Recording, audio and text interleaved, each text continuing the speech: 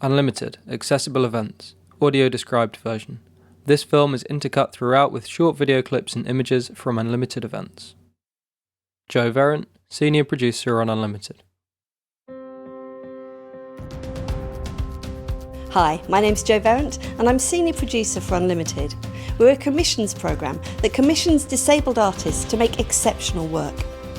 This is part of a series of films, and this one's about putting on accessible events. We know that disabled people meet many barriers when they try and access most arts events. So how can you run accessible events?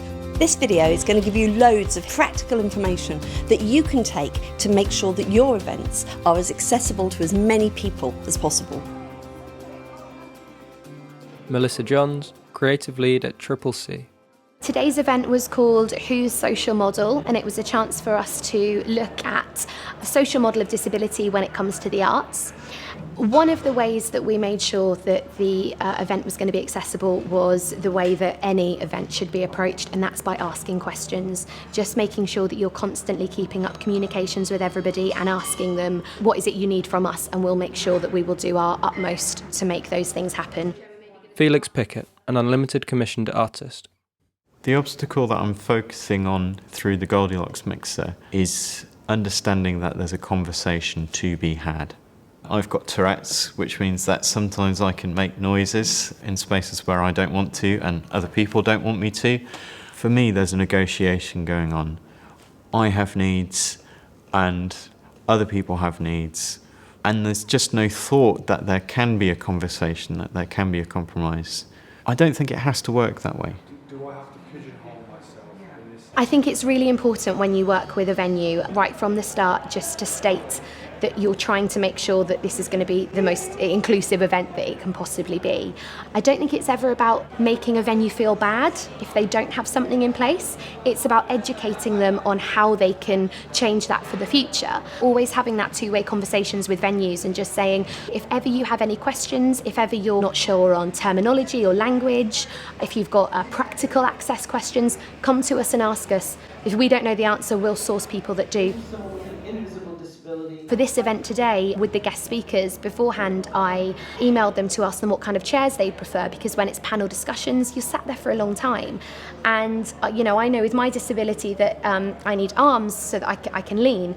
So it's little things, and a few of them said no one's ever asked us that before, but it's had a really positive effect on how I've managed to cope with the day pain-wise. It's just trying to look at all those aspects, and when you do find things that really worked, let the organisers know so we know that we can do that again for other events. I think it's really important to be proud of and advertise the access features that you have and what you're doing. When you're a disabled person and you've been turned away from so many things all your life, you're not going to put yourself in that vulnerable position where you're probably not going to be able to access that show. My one thing to theatres is, if you're going to put these things in place, tell people about it, let people know, shout it from the rooftops. Because one of the saddest things I hear is, yeah, well, we made it accessible, but nobody turned up. Tell people, target market as much as you can. A wide variety of content with a wide variety of audience access, I think, is the next step. Yeah, it's going to be expensive to do certain things, but it doesn't all need to be done all at once. It needs to be started now, and that's acceptable. So having the courage to start and be willing to engage is the most important thing, and engagement doesn't have to cost anything. As disabled people, we're undoing years and years of being told that this industry isn't for us. Representation of disabled artists on screen and stage, in the media, in adverts, it's incredibly low.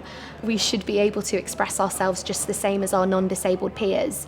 There's a highly engaged culture of disability arts and a vocal and fiercely loyal community to tap into.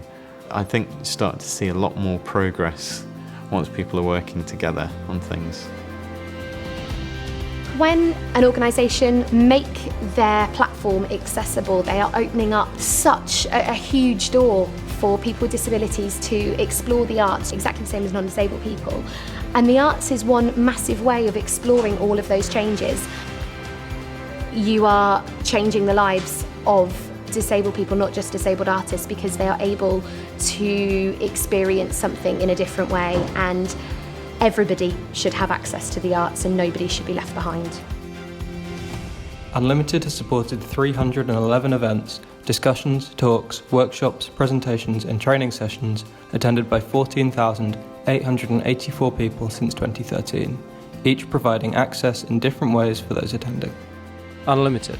Telephone Shape Arts 020 7424 7330. Telephone Arts Admin 020 7247 5102. Email info@weareunlimited.org.uk. Twitter @weareunltd. weareunlimited.org.uk.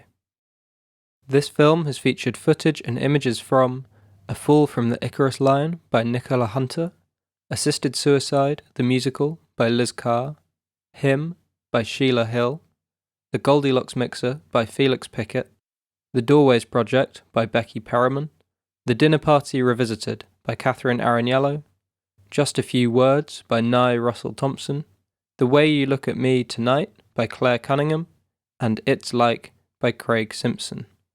Artists featured in the film include Vicky Reiford-Sinnott, Tony Heaton, Melissa Johns, Felix Pickett, Cheryl Martin, Joel Brown, Jackie Hagan, Christina Vasey, Rinku Barpega, and Matilda Ibini.